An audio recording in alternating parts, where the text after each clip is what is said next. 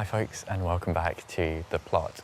I've been away for about 2 weeks. We were on holiday last week, and then this week I've just not had the time to come up. I've just kind of cycled up here, made sure everything in the greenhouse is still alive, looked around and gone, yep, it's all still here. Very good. And today I'm really excited because I've finally got some quality time where I can spend, you know, a little bit of time just enjoying the plot and sharing it with you. And I'm really happy with how everything's going. We've had proper rain since I last showed you the plot, and just everything has exploded. Not only the crops, but also the weeds and the paths. So it's looking like a real jungle at the moment. But like I say, I'm just happy to see things alive for once. You know, it was so dry and so difficult for quite a long time this year. So I'm going to keep it short. There's just a few key things that I want to share with you, mostly good news. I really hope you enjoy. One of the most surprising things to pop up while I was away is this. Look, we've actually got a row of distinguishable carrots. It doesn't just look like tiny little plants that might be weeds. These are definitely carrot plants. I was going to say the second row that I planted never really came up, but these are in here now as well. Tiny little babies. I mean, they don't look great, but there are a few in here. Obviously, it's chock full of weeds. This is a massive feverfew volunteer plant as well, which I do have all over the allotment. They're really nice to have, but the carrots, I pulled one of these the other day and it was without a doubt the worst carrot I've ever seen. But I pulled one since then and it was actually okay. And I think what I'm going to do is take most of these carrots today, just see how they're looking. I think we might have a bit of a mixed bag. And just down here as well, this is my volunteer tromboncino squash, which I've had one absolutely massive squash off already, and there's another one here that's starting to form. Unfortunately, it's got quite bad powdery mildew and it's really looking a bit worse for wear now, but we might get one or two more squashes from here. We'll see. Would you believe me if I told you that 2 weeks ago before I left, all of these beds were immaculate? I spent quite a lot of time going through, weeding, I edged all the beds. They looked really nice. Now they're just a field of weeds, but you can see some of the second spring sowings that I've kind of squeezed in here, and it's a real mixed bag. I think this was all lettuce, which has all just been eaten completely by slugs. But in here we've got some radicchio that has actually germinated. There's a bit of potato stem. There's a few too many in here, so I need to thin these out, but some of those might come to fruition. It might be too late, I'm not too sure. But this one, I'm really happy with. I've actually got some spinach, a row of spinach that hasn't been eaten. I think what's happened is the slugs have gone for the nice tender lettuce, and they've left all of this Modania spinach, which is very rare. So I'm hoping we get some harvest from this. I sowed some other things that just didn't germinate, like spring onions.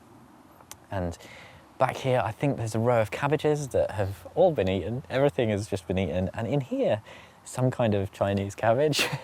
I didn't label any of this, obviously. Why would I do that? That would be far too simple. I feel like second spring sowings rarely go well for me, but they are worth a go. Sometimes you get some nice stuff. And then here we have great success, finally. Something has gone well this year. And the squash, this is one butternut squash plant. It has curled, it was planted down there and it's curled all the way through, and it started going up the plot as well, up the bed there. And it is loaded with butternut squash plants. Some of the biggest I've ever grown, that I've ever seen on the plot. And all season I've had people telling me there's stuff wrong with my soil and that I need to do all this stuff. I think a lot of people missed my kind of March bed prep episode where I showed that I do feed my soil. I put as much compost in as I possibly can. And I think this plant goes to show that actually my soil and the conditions for growing here are actually okay. You know, there's some good nutrient content in this soil. Otherwise, this plant wouldn't be able to grow quite so big. And if it did grow so big, it wouldn't be laden with massive butternut squash plants. And down there as well, there's two courgette plants that finally did get away. I put them in much later in the season and they just exploded. And can you believe it? We are sick of courgettes. I never thought I'd be saying that this season, but those 2 plants have been enough for us and more, you know? It's really just remarkable. And this is just the success story for me. It puts a smile on my face every time I see it. Really, really pleased. And if you take a closer look in this bed, you should just be able to see that this is also where I planted my leeks.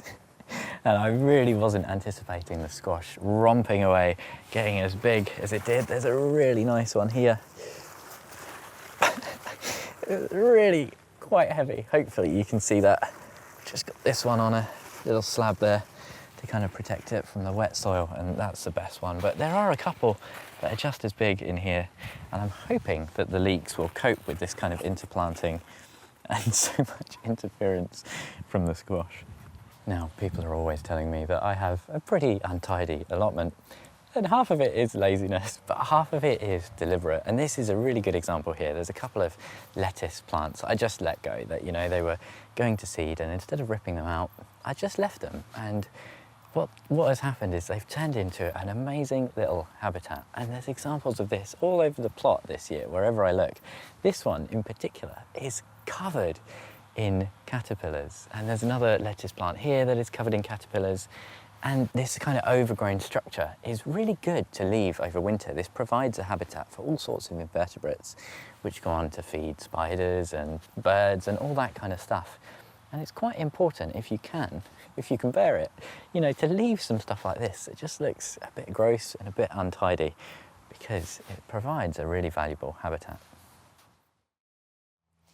And this, the old onion bed, this was pretty touch and go. Once the onions came out, I put lots more stuff in here, and it was not looking too great. But since we've had the rain, the flowers have exploded. We've got lovely feverfew, calendula, rudbeckia, the bronze fennel has just gone crazy, and the verbena as well, which was, I think last episode, it was just like one little spike. It's now full. It's full of insects and loads of flowers, and it's just, this is just, it really, really puts a smile on my face. And we do have some crops in here as well, but these squash plants, they're doing okay. They've only got a little bit of fruit on, but I thought there was something seriously wrong with this fruit at first. And you can see why. If you've grown one of these before, it won't look that strange to you because you'll know it's meant to look like this. But this is a turban squash. And it just looks bizarre, but apparently these go a really gorgeous kind of orangey autumnal colour. I'm really looking forward to this. I think there's kind of one on each plant. There's another little one down there just trying, but I'm just pleased that the squash plants did finally get going. And as well, just next door, oh yeah, I did put a row of carrots in here. This was kind of August, I think, and they're not doing much. They've been outgrown by other things, but you never know. You never know. They might do something, but we do have one little success story. It's just started raining, amazing. Down here I tried some lettuce plants, and we've had a couple of really good size iceberg lettuce. And these are apparently quite difficult to grow, so I'm very chuffed with this. And this one, it's not as big, but I'm going to take it today anyway, and that's a nice to have. I hadn't really planned on doing a greenhouse update, but I'm avoiding the rain, so I thought I'd quickly show you these. And the tomatoes this year have been a real mixed bag, you know. But some have done really well, but these kind of heirloom varieties, the bigger ones, loads of damage. We had a lot of blossom end rot early in the season. This is one of the better looking ones. I've taken 2 big tomatoes and they were really nice, but that's a lot of effort, isn't it, for 2 tomatoes. A lot of them have this severe, I think it's called cat's pawing. Is that showing up? It's just these deep marks, and I think they're okay. It's not very appealing. It's a little bit worrying. We've had a lot of splitting. These are in quad grows, but I just don't think it's quite right for this kind of big beefsteak tomato. So that's a bit of a shame. The Crimson Crush have been okay, not super productive, whereas the cherry tomatoes have been absolutely amazing. They're a little, you know, they're kind of long in the tooth now. They're only giving me these tiny little cherry tomatoes, but they still taste, oh, really, really good. And the basil plants I stuck in the bottom of the quad grows, these have gone really well. They took a little while to get going, but these are really nice. And I've had quite a few harvests from these as well. And they just make the greenhouse smell amazing. And down in the shade, right in the corner of the greenhouse, we've got a Minnesota midget melon, which looks like, I think it's finally time for harvesting. My Charentes melons didn't do very well. I've got 2 of these. This is the biggest one, and that's a pretty good size to me. Never grown melons. These seeds were kindly sent to me by Jane from Jane's Allotment, who's running a kind of transatlantic melon challenge this year. And there's another one on there, and oh no, look at that. That's had a bit of damage on it. Might have to take that one today as well. And believe it or not, just down here, one of the plants in the middle of September has decided to finally put out a melon. Generally speaking, the melon plants I don't think have been happy. You can see down here, lots of flowers, and all season long they've been putting out flowers and just not really setting fruit properly. They're not getting the attention that they need. They're only in tiny little pots. But hey, it was a little experiment. Wanted to see whether or not I could get a melon, and I think that's mission accomplished. The peppers still looking pretty okay. I did a whole update on peppers last week, so do go and check that out if you haven't seen it. These peri-peri plants are looking really, really good.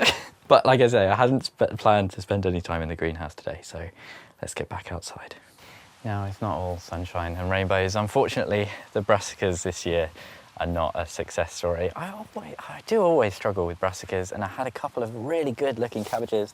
This was a greyhound cabbage, but unfortunately, while I was away, the caterpillars were in here doing an awful lot of damage. And, you know, I did find a few eggs, and I knew that the caterpillars were getting through this netting, so I should have really nipped that in the bud, but just one of those things, and not the end of the world. I have had a couple of smaller cabbages, but I just pulled out one that was just so slug damaged. You know, with the rain has come slugs as well, and they just love it in here, absolutely loads of them. So yeah, cabbages, I mean, kind of a write-off. The broccoli as well, this is a Sibsy broccoli that I tried this year, which is an early sprouting, and it's just not the same. It's not good.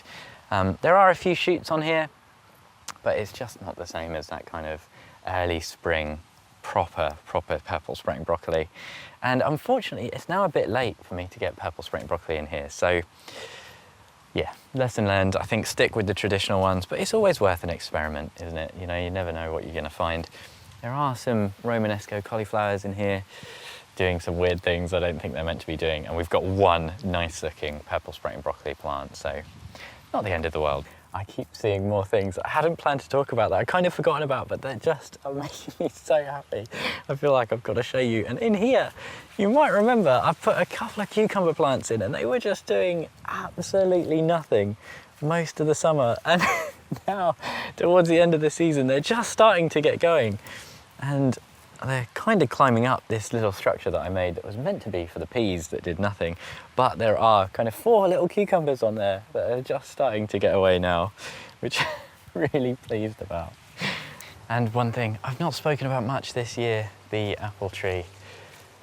Not a good year for the apples. Funnily enough, apple trees don't enjoy drought, and it's just been one of the worst years I've seen for it. So many tiny little things, just not very good. Lots of windfall, but the stuff on the ground is just not quite ready. You know, it's the tree dropping it so it can kind of save a bit of energy.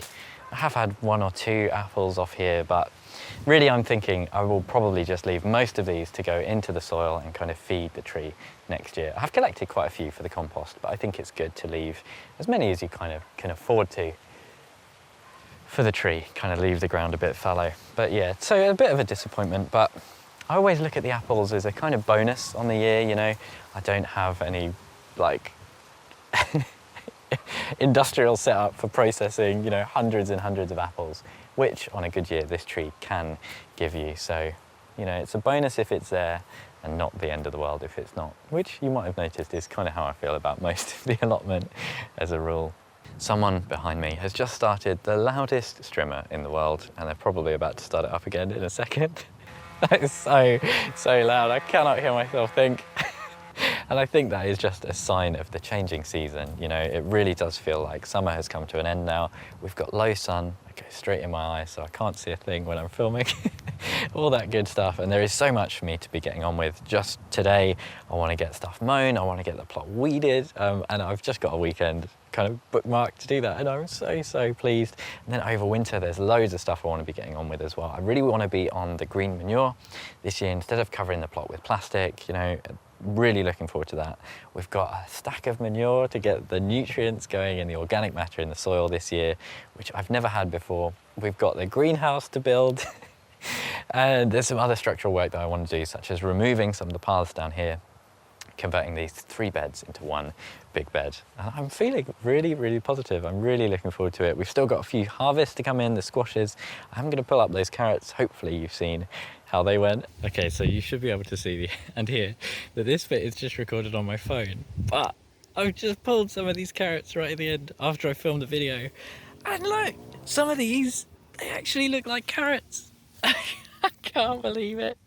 Some of them are a bit ugly, but look, that's a proper carrot. That is all right. I've actually done it. I've grown carrots on the allotment. Can't believe it. I was gonna pull all of these today because I thought they'd just be all useless, but I'm actually just gonna take what I've harvested there and leave kind of half in the bed so that I can get those at a later date. I can't believe I've actually grown carrots. Unbelievable. We'll see.